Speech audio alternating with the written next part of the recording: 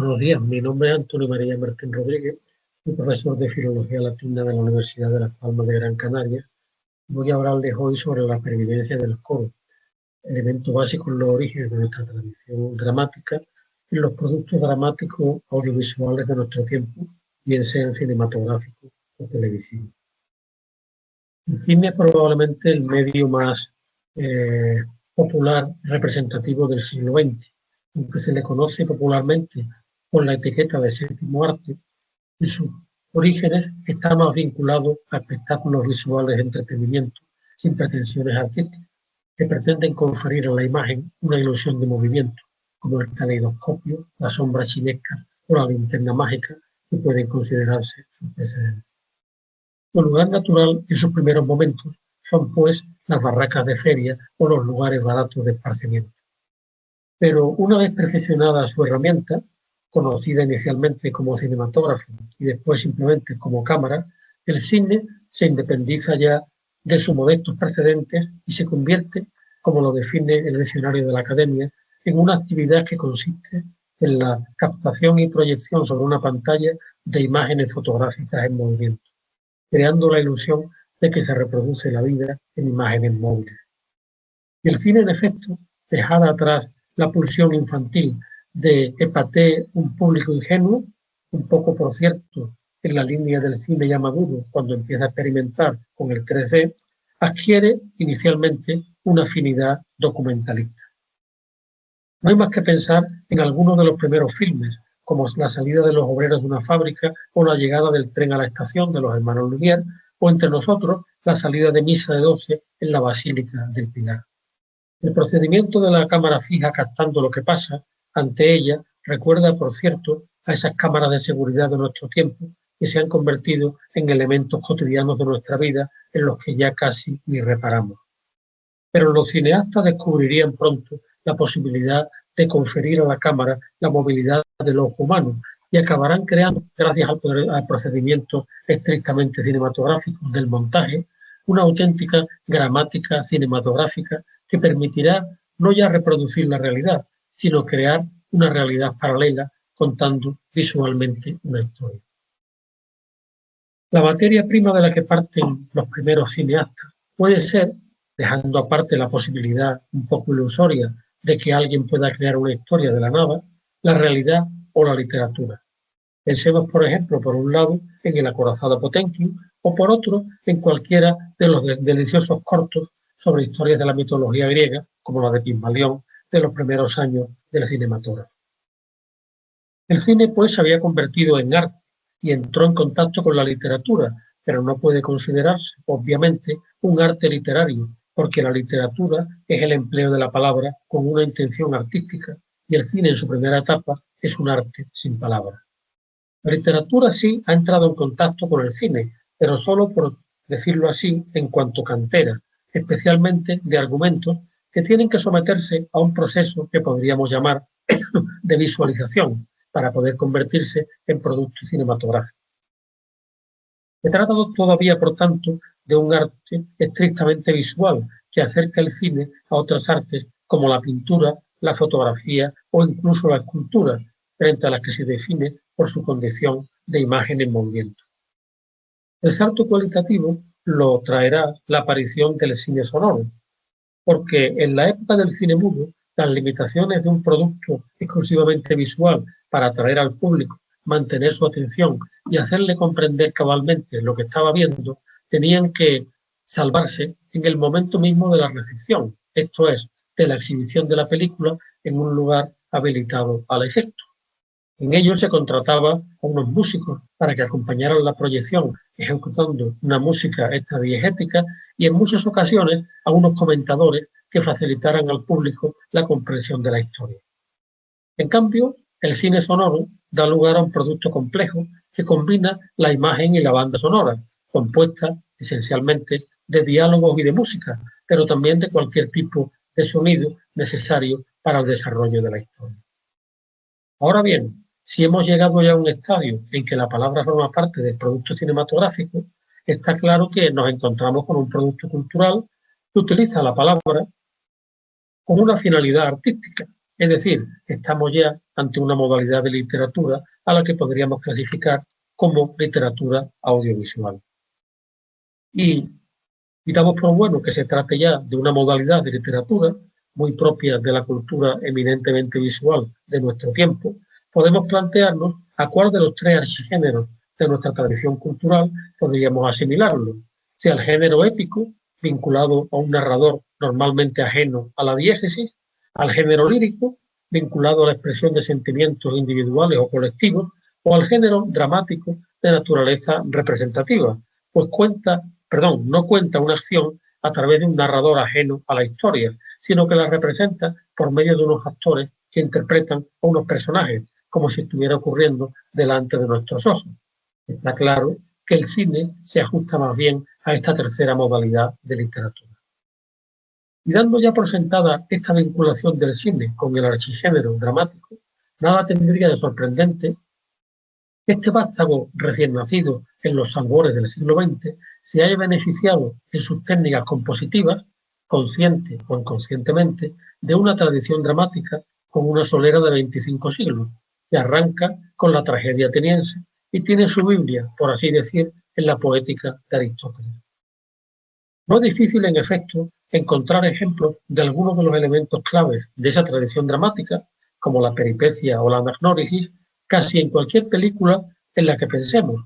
pero podría resultar a priori más sorprendente la presencia del coro, un elemento que al lector moderno no especialista de una tragedia griega le resultará seguramente cargante y molesto, no solo por su lenguaje altisonante y su relación más que laxa con la acción, sino porque la detiene e incluso la paraliza, y parece, por tanto, para la mentalidad de hoy, un recurso dramático antieconómico.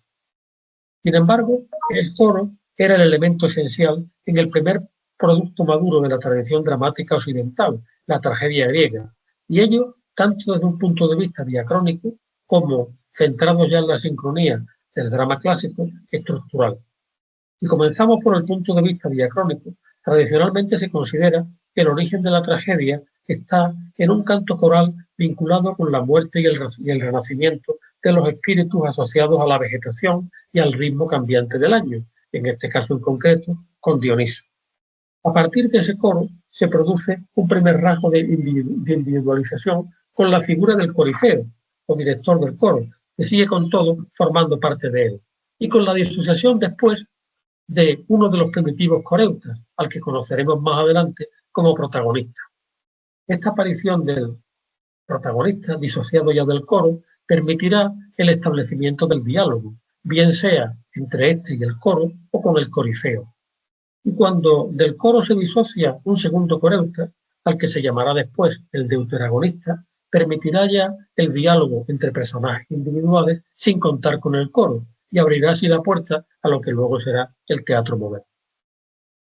Esta segunda innovación, por tanto, permite establecer tres tipos de escenas: las dialógicas entre los personajes individuales, las dialógicas entre un personaje individual y el corifeo o el coro, y aquellas en las que interviene exclusivamente el coro, necesariamente cantada y acompañada de danza.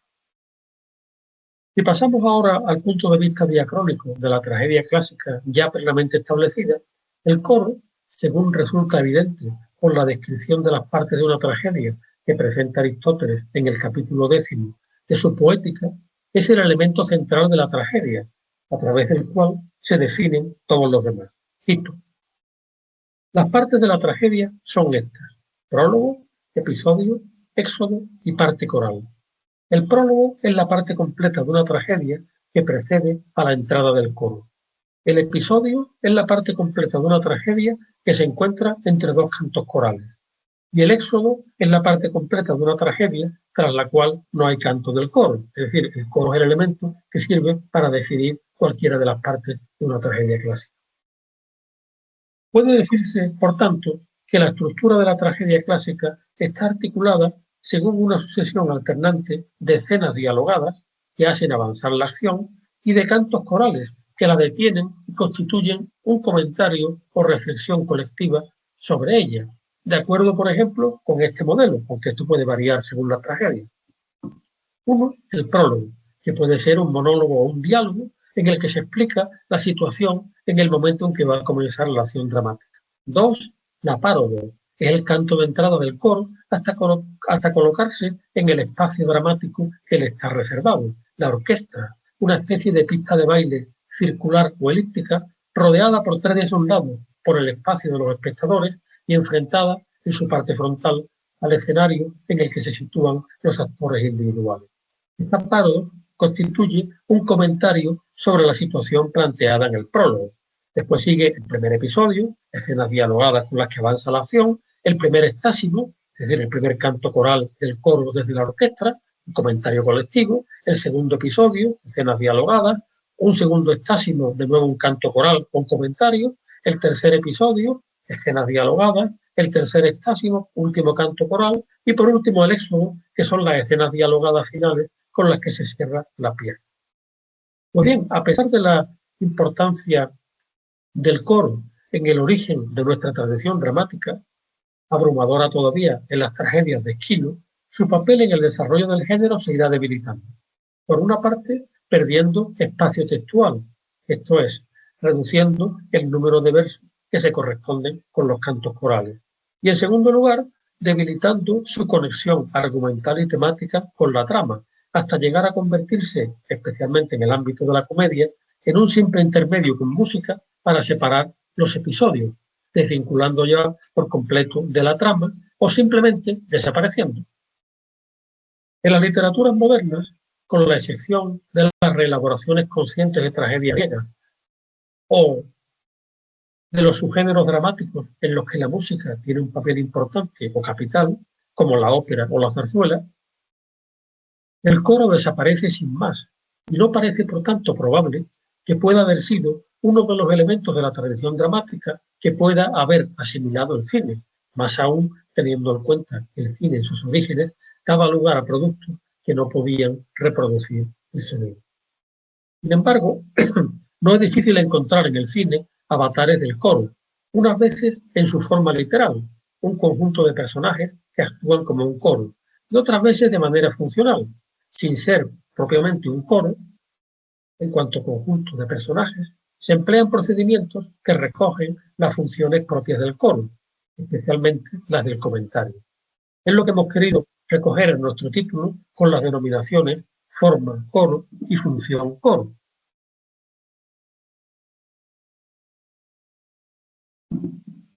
Por otra parte, estos avatares modernos del coro se emplean algunas veces de manera consciente, pero casi siempre de modo inconsciente, es decir, como un fenómeno de tradición y recepción de elementos ya integrados en el crisol de la tradición dramática de cuyo origen se ha perdido la conciencia. Y por otra parte, unas veces aparecen, como en la forma original del coro, vinculados a la música e incluso a la danza, el baile o los movimientos acompasados, y otras desprovistos ya de ella y haciendo uso solo de la palabra. Incluso es posible, teniendo en cuenta el carácter eminentemente visual del cine, pensar en la posibilidad de una función coro que se base estrictamente en la imagen, bien sea sola o con apoyo de la música, pero sin recurso a la palabra. Como ejemplo del empleo de la forma coro de manera más o menos literal, puede aducirse Poderosa Afrodita, una comedia de Woody Allen de 1995, que aborda en clave de comedia algunos de los problemas sobre la ignorancia en las relaciones paterno-filiales, cuyo prototipo en nuestra tradición dramática es el Edipo Rey. Consecuentemente, el desarrollo de la trama se ve interrumpido de cuando en cuando con la aparición de un coro a la griega, que sin salir de un marco espacial definido por unas ruinas de sabor grecorromano, va comentando la acción. Como en la tragedia griega, los integrantes del coro son aquí siempre las mismas personas, que no se corresponden con los actores individuales, y el espacio cerrado en que se desenvuelven recuerda la orquesta de los teatros griegos. Lo único que falta es el canto, porque este coro solo recurre al recitado. Encontramos en cambio el canto y la música, pero obviamente no la danza, en la única escena coral, en el sentido de lo que he llamado forma coro, de la vida de Brian, donde los crucificados entonan una pegadiza canción cuyo estribillo resume paródicamente la función de comentario e interpretación más profunda de lo que acontece que tiene el coro. Always look at the bright side of the life. Tenemos en todo caso un personaje colectivo con su correspondiente corifeo, cuyos integrantes, salvo por la inclusión desdichada e inesperada del protagonista, no se corresponden con los personajes individualizados de la película. Personaje colectivo, palabra, música y danza, encontramos, en fin, en un ejemplo de uso autorreflexivo del coro griego, en el coro de musas de la película de animación Hércules de Disney, que interrumpe periódicamente el desarrollo de la acción para redimensionarla o hacer un comentario sobre ella. Ahora bien, si las recreaciones del coro en las películas afines a su género de la comedia, como las que acabo de hacer referencia, se acercan a la parodia, las películas de orientación trágica, y más aún si su subtexto tiene que ver con la tragedia griega, requieren un tratamiento más serio y estilizado. Es el caso, por ejemplo, de Phèdre de Jules Dassin de 1962, en que la historia trágica se desplaza a la Grecia de la época y Teseo, llamado ahora Thanos, es un rico armador, trasunto posible de Aristóteles Onassis. Aquí el coro, de aparición más fugaz que en las tragedias griegas, como ha explicado bien Mayla García Amorós, lo constituye un grupo de madres vestidas de luto que se apelotonan ante las puertas del despacho de Thanos para preguntar por sus hijos. Y su función comentadora aparece clara al comienzo de la película, cuando la que actúa como corifeo comenta, al ver formado en el cielo el nombre de Phèdre en unos fuegos artificiales, son poderosos, hablan muchos idiomas y se divierten con fuegos artificiales. Tenemos, por tanto, la forma coro, formado por un conjunto no individualizado de personajes con su corifeo, y la función coral de comentario, pero la expresión y la actuación del coro está ya desvinculada de la música y de la danza. Si los ejemplos de Poderosa Afrodita, Phèdre y Hércules de Disney son claras recreaciones conscientes del coro griego, la crítica ha visto otros muchos ejemplos de recurrencia que seguramente hay que adscribir más bien al ámbito de la recepción inconsciente de un elemento incorporado al crisol de la tradición dramática con pérdida de la conciencia de su origen y, por lo tanto, de la necesidad de ajustarse a unas normas canónicas. Así, Christopher Finch, por ejemplo, en su brillante análisis de la filmografía de Disney, señala cómo los animalillos que acompañan a Blancanieves durante su estancia en el bosque, y particularmente los pájaros, funcionan bien como una especie de coro griego. En este caso, obviamente, esta especie de coro no puede desempeñar la función básica del comentario, pero sí otra de las funciones del coro griego, la de mostrar su solidaridad y apoyo, sobre todo moral, al protagonista. Pasando ahora de los productos cinematográficos a los televisivos, Jordi Bayó y Xavier Pérez han visto en Las tres amigas de la protagonista de Sexo en Nueva York, exitosa serie de comienzos del milenio, un coro de alternativas que resumen las distintas opciones a las que se enfrenta la soltería femenina. Y si pasamos ahora a las series cómicas un poco más de brocha gorda de nuestra propia parrilla televisiva, parece haber encontrado en ella cierta recurrencia la presencia de un coro femenino de tres cotillas, presente, por ejemplo, en Las tres viejas de Aquí no hay quien viva, Marisa, Concha y Vicenta, que llevan su función comentadora sobre todo lo que ocurre en esa peculiar comunidad, hasta tal extremo que se califican a sí mismas como radio patio. Y otro tanto podemos decir de Lucy, Merche y Piedad, las tres vecinas cotillas del edificio donde vive Carmen, la protagonista femenina de Allí abajo, una serie de éxitos en la segunda década del milenio. Aunque en esta serie hay también otra especie de coro, esta vez masculino, centrado igualmente en la función comentadora, constituido por los amigos vascos de Iñaki, el protagonista masculino, conocidos como la cuadrilla.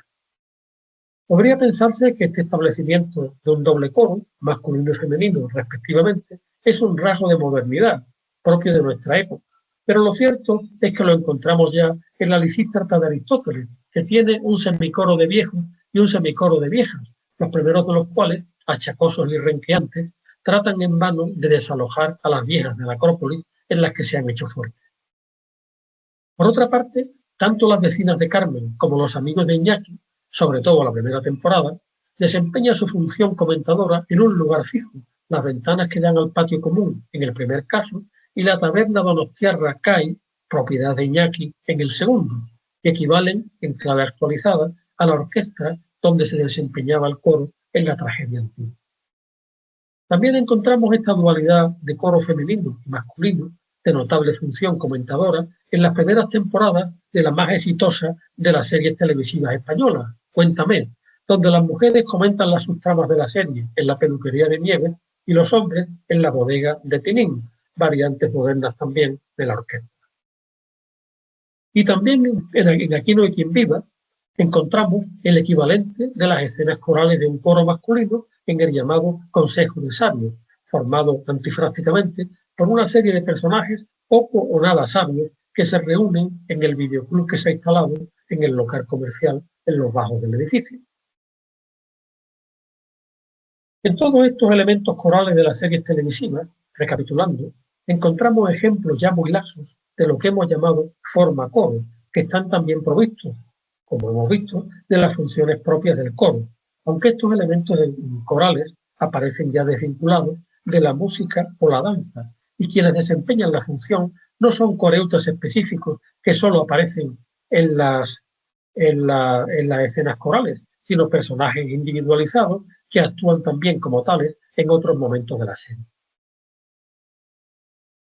Por otra parte, lo importante del coro antiguo no era simplemente la presencia de un coro que realizaba funciones como la reflexión y el comentario sobre la acción o la solidaridad y apoyo al protagonista, sino también su papel en la articulación de la trama, en función de una alternancia entre escenas dialogadas y escenas corales. Esta alternancia la vemos también muy claramente en el género cinematográfico del musical.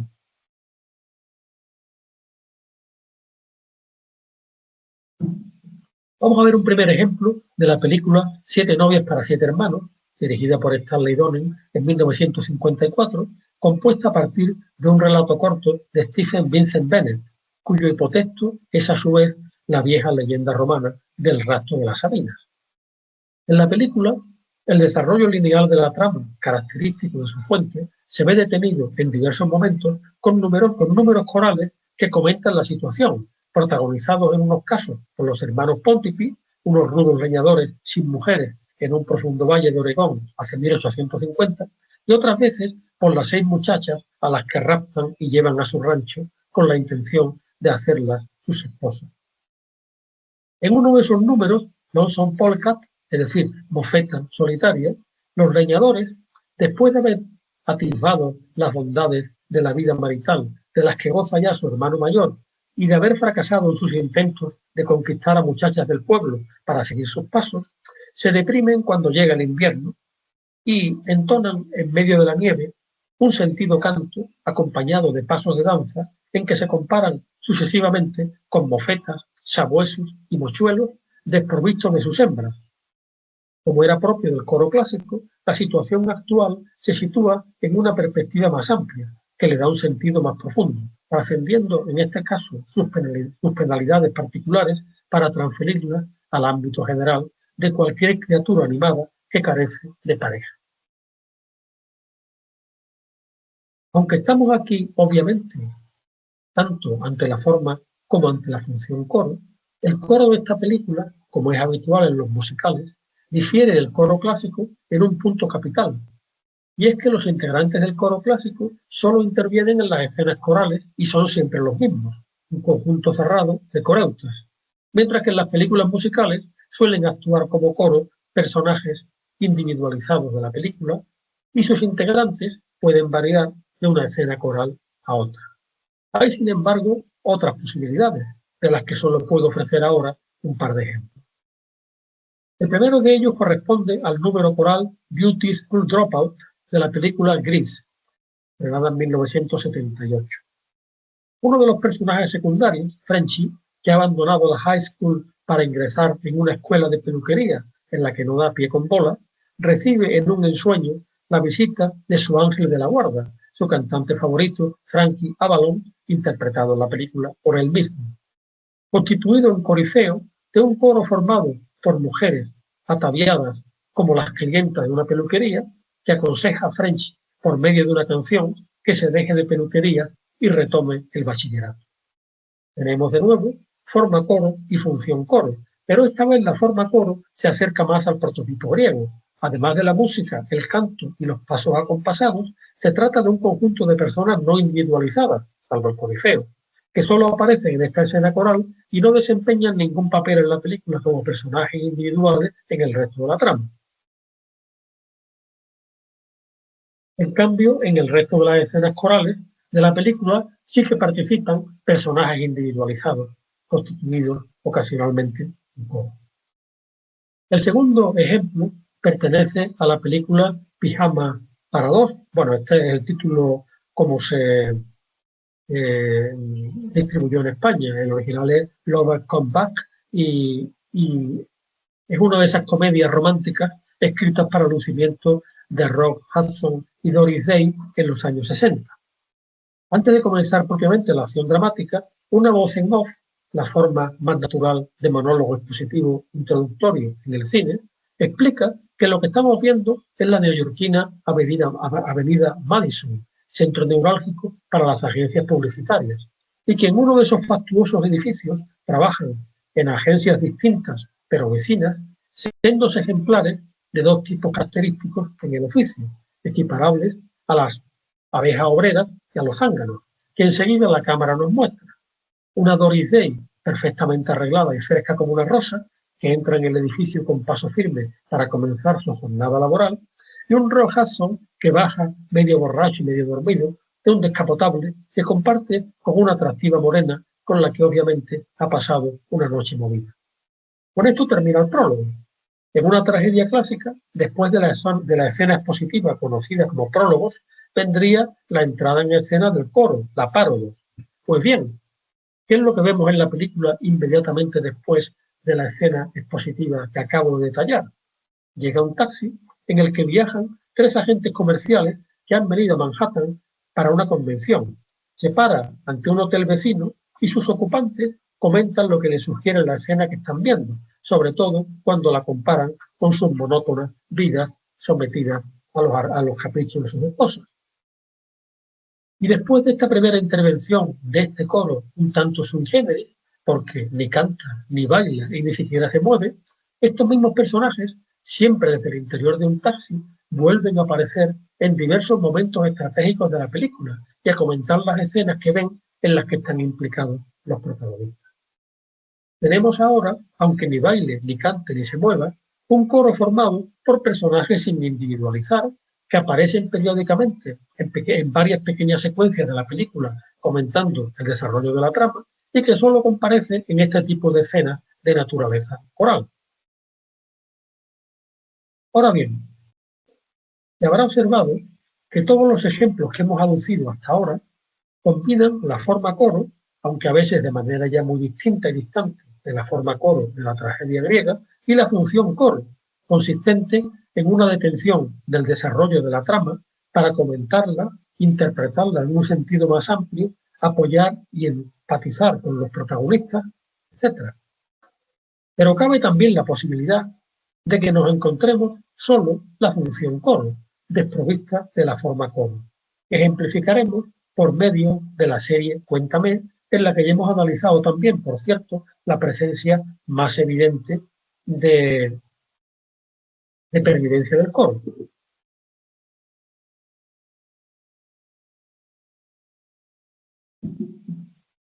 Esta función coro sin forma coro de la popular serie española puede al menos expresarse por medio de dos procedimientos. La serie, como se sabe, estrenada 25 años después de la muerte de Franco y del comienzo de la transición, pretende, en clave pseudo-documental y costumbrista, hacer revivir aquellos años a los que ya los vivieron y darlos a conocer a los que aún no habían nacido o eran demasiado pequeños para recordarlos. Se utiliza para ello el molde de una popular serie estadounidense, aquellos maravillosos años en la que se pasaba revista a los turbulentos y apasionantes años 60,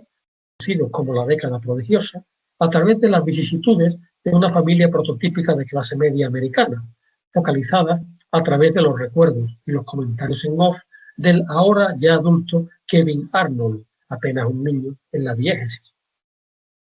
En el caso de Cuéntame, la transición de España entre el final de la dictadura y la restauración de la democracia se revive a través de los Alcántara, una familia de clase media-baja de origen manchego emigrada a Madrid a finales de los 50. Pues bien, en cada episodio, el desarrollo de las distintas tramas se jalona con diversas intervenciones de la voz en off de Carlos, ya adulto, el entonces Benjamín, en el momento de la diégesis, que detienen la acción, la comentan, la explican o la interpretan. Así, por ejemplo, en el capítulo 7 de la temporada 7, El Justiprecio, se desarrolla una subtrama en la que Carlitos y sus amigos están ansiosos y expectantes por la excursión escolar a la que irán al día siguiente. Para los espectadores más jóvenes sería difícil de entender, si no se les explica, el grado de represión sexual que había en España en aquella época. El capítulo empieza con las chicas de clase jugando al baloncesto en un descampado, mientras los chicos, sentados al pie de una de las canastas, las miran embobados, prometiéndose grandes satisfacciones en el inminente día de campo. Y más aún Carlos, que ha recibido la invitación de su psicalíptica vecina Karina para sentarse a su lado en el autocar. La acción se detiene entonces con la primera intervención explicativa y contextualizadora de la voz en off del Carlos adulto. Qué guapas estaban, dando aquellos saltos que nos ponían la piel de gallina y nos imaginábamos lo que sería la excursión que íbamos a hacer a Aranjuez al día siguiente. Chicos y chicas juntos, para hacer un herbario, lo que era todo un acontecimiento para aquellos tiempos que corrían. Estamos claramente ante un procedimiento con función coro, pero obviamente sin forma coro, porque no se trata de un personaje plural ni colectivo. Es más, ni siquiera se trata de un personaje que intervenga en la diégesis, sino de una voz sin cuerpo ni rostro, plenamente extradiegética. Un segundo elemento con función coro, pero sin forma coro, lo suministra la banda sonora de la serie, compuesta, sobre todo en las primeras temporadas, de canciones de éxito en el momento de la diégesis, que de algún modo comentan implícitamente las distintas tramas. En una de ellas, Mercedes, la sensata madre de familia de los Alcántara, que ha abierto una modesta boutique en el barrio, se encuentra una noche, al cerrar la tienda, a una recién nacida envuelta en mantillas y se la lleva a su casa. A pesar de la reticencia de su marido, la incorporan a la familia con la intención incluso de adoptarla, hasta que finalmente aparece la madre arrepentida y tienen que devolverle a su hija. Pues bien, cada vez que comienza una secuencia en la que avanza esta subtrama de la serie, oímos la melodía de una popular canción de la época, Cállate niña, popularizada por la cantante melódica Janet. Naturalmente, para los espectadores que no vivieron aquella época, la recurrencia de esta melodía parece solo acompañamiento musical, identificador, eso sí, del comienzo de una secuencia relacionada con una trama determinada. Pero quienes sí la vivieron y recuerdan el tema y la letra de la canción, sobre una niña pequeña que ha perdido a su madre y no para de llorar, pero ha encontrado a quien la consuele, no dejarán de sentir la presencia de la melodía como un comentario a lo que justamente está viendo la pequeña y la protección y el cariño que ha encontrado en casa de los Alcántara. En otros casos, el realizador da una pista más clara a los espectadores, recurriendo no ya a la melodía de una canción, sino a la reproducción también de su letra, con la que la función coro se hace aún más evidente, no solo para quienes conocieron la época de la canción, sino para el conjunto de los espectadores. Es lo que ocurre, por ejemplo, en el episodio 6 de la 7ª temporada, Tiran más 2 tetas que 2 carretas. Mercedes espera intranquila en la cama, leyendo 100 años de soledad, la vuelta a casa de su marido, a quien ha visto mucho rato antes desde su balcón, charlando con la vecina, que no acaba de llegar. Oímos entonces, con música y letra, una canción de 1968, popularizada por el grupo malagueño Los Higueros, que comienza las 3 de la noche han dado, corazón y no dormís. Y es curiosamente una preciosa musicalización de un soneto de Lope de Vega. Se trata, como se ve en estos casos, de una función coro sin forma coro, pero aún con mayor claridad que en el caso de la voz en off de Carlos Adulto, estos procedimientos corales no detienen la acción, sino que la acompañan, lo que supone una divergencia con respecto al coro clásico, que exigía que el coro quedara solo ante el público para poder entonar sus párodos o sus extásimos. En conclusión, pese a su pérdida de funcionalidad en el discurso diacrónico de la tradición dramática occidental, a pesar de su papel esencial en la estructura de la tragedia clásica que está en la base de aquella, la presencia de variados avatares del coro, bien sea en su vertiente formal, la forma coro, o en su vertiente funcional, la función coro, está bien documentada en los productos dramáticos audiovisuales de nuestro tiempo, ya se trate del cine o de la televisión. En unos casos se trata de una imitación consciente que mantiene en su esencia tanto la forma como la función coro, bien sea con intención seria, como en La Federa de Tarzán, o en clave paródica, como en Poderosa Afrodita de Allen o Hércules de Disney. En otros casos, como en Pijama para dos, aunque no es posible hablar con seguridad de imitación consciente, el mantenimiento de algunas de las condiciones básicas del coro griego, la condición colectiva del personaje, la falta de individualidad de sus integrantes, la recurrencia de sus intervenciones siempre en clave de comentario a lo largo de la película y su actividad circunscrita a un espacio claramente delimitado, comparable a la orquesta. Todo ello hace pensar en una recreación deliberada, renunciando, eso sí, a elementos como el canto y la danza que dañarían la tendencia al realismo propia de la situación descrita. En la mayor parte de los casos, sin embargo, aunque se mantienen elementos básicos del coro, como la condición de un personaje plural, su intervención intermitente en escenas corales a lo largo de la película o del episodio de la serie, o la función de comentario, se prescinde de otro no menos importante, como la delimitación de los integrantes del coro como personajes con bajo grado de individualización y que solo actúan como integrantes en escenas corales. En estos casos, en efecto, los mismos personajes pueden actuar tanto en escenas no corales como en escenas de función coral. En muchos casos se renuncia además al empleo de la música y la danza, pero no así en el género del musical, que establece como principio articulador básico la alternancia entre escenas dialogadas en que los actores intervienen como personajes individualizados y escenas corales en las que estos mismos personajes actúan como un personaje colectivo y mediante la combinación de palabras, música y baile recrea lo que eran las funciones básicas del coro clásico. Pero el procedimiento más innovador e interesante es la renuncia a la forma coro, manteniendo solo su función. He ofrecido el ejemplo de la serie Cuéntame, donde las funciones tradicionales del coro se desempeñan por medio de una voz en off, enteramente extradiegética, o mediante las melodías o las canciones de la banda sonora, sin ningún atisbo de lo que hemos llamado forma coro. Quedaría por analizar la posibilidad, ya avanzada al principio de mi intervención, de expresar la función sin forma coro exclusivamente por medio de la imagen, pero eso quedará para una continuación de este trabajo. Muchas gracias.